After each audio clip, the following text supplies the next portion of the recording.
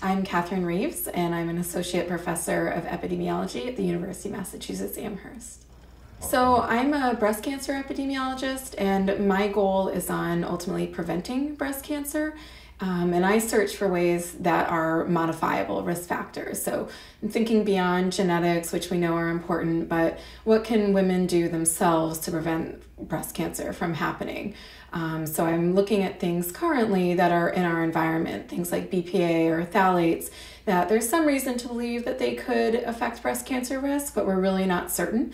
And so my research is hoping to answer those questions so that we can have women modify their behavior or have legislative or advocacy solutions that might in turn reduce the number of women getting breast cancer in our country. I grew up in southeastern Connecticut.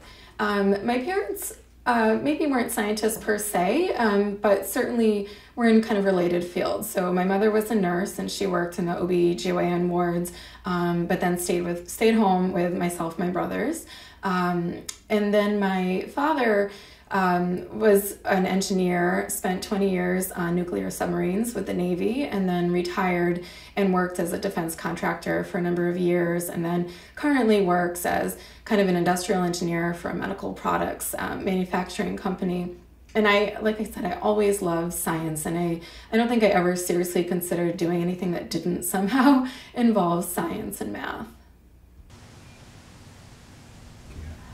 So the types of projects that I'm most interested in now are more looking at kind of environmental factors for breast cancer, but there really aren't human studies out there for a variety of reasons. One is that it's a really tough thing to study. So while we're constantly exposed to these chemicals, our bodies are actually pretty good at getting rid of them.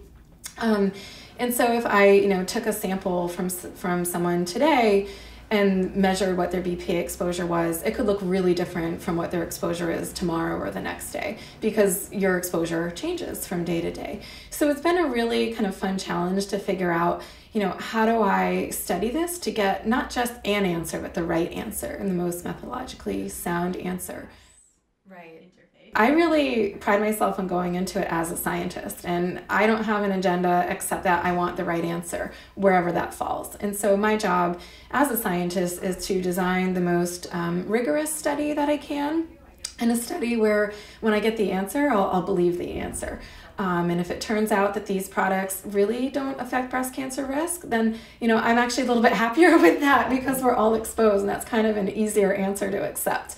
If it turns out that's not the case, then I think it's important to know that, so we can do some things to reduce our exposure or to somehow mitigate the effects of that exposure. I think I could have been a good doctor. I don't think I would have enjoyed it the way that I enjoy this field. I kind of know myself, and I think ultimately I did find the right path.